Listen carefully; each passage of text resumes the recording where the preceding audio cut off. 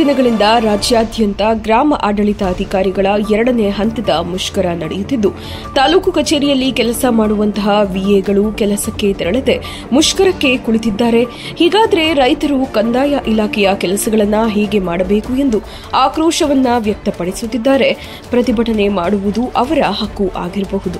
ಆದರೆ ಪ್ರತಿಭಟನೆಯ ಹಿನ್ನೆಲೆಯಲ್ಲಿ ರೈತರಿಗಾಗುತ್ತಿರುವಂತಹ ಸಮಸ್ಯೆಗಳ ಬಗ್ಗೆ ಯಾರು ಕೇಳುತ್ತಾರೆ ಎಂಬುದು ರೈತರ ಆಕ್ರೋಶವಾಗಿದೆ. ಏನು ಈಗೊಂದು 3-4 ದಿವಸದಿಂದ ತಾಲೂಕು ಕಚೇರಿಯಲ್ಲಿ ಯಾವುದೇ ಕೆಲಸ ಕಾರ್ಯಗಳು ಆಗ್ತಾಯಿಲ್ಲ. ದೂರದಿಂದ ಬರ್ತಕ್ಕಂಥ ನಾವಾಗಿರ್ಬೋದು ಅಥವಾ ರೈತರಾಗಿರ್ಬೋದು ಸಮರ್ಪಕವಾಗಿ ದಾಖಲಾತಿಗಳು ಸಿಗದಲೇ ಸಾಕಷ್ಟು ತೊಂದರೆ ಆಗ್ತಿದೆ. ಜೊತೆಗೆ ಕೇಳೋದೇನು ಹೇಳ್ತಾರೆ, ಗ್ರಾಮ ಆಡಳಿತಾಧಿಕಾರಿಗಳದ್ದು ಪ್ರತಿಭಟನೆ ಸ್ಟ್ರೈಕ್ ನಡೀತಾ ಇದೆ, ಹಾಗಾಗಿ ನಾವು ದಾಖಲಾತಿಗಳೇನೂ ಕೊಡಲಿಕ್ಕಾಗಲ್ಲ ಅಂತ ಹೇಳ್ತಾರೆ. ಸ್ಟ್ರೈಕ್ ಮಾಡ್ಕೊಳ್ಳೋದು ಅವ್ರ ವೈಯಕ್ತಿಕ ಮಾಡ್ಕೊಳ್ಳಿ ಸರ್, ಅದರ ಸಮಸ್ಯೆ ಇಲ್ಲ. ರೈತರಿಗೆ ಸಮಸ್ಯೆ ಆದರೆ ಬಗೆಹರಿಸೋದೇ ಅದು. ದೂರದ ಊರುಗಳಿಂದ ಬರ್ತಕ್ಕಂಥ ರೈತರುಗಳಿಗೆ ಸಾಕಷ್ಟು ತೊಂದರೆ ಆಗ್ತಿದೆ, ಸಮಸ್ಯೆ ಆಗ್ತಿದೆ.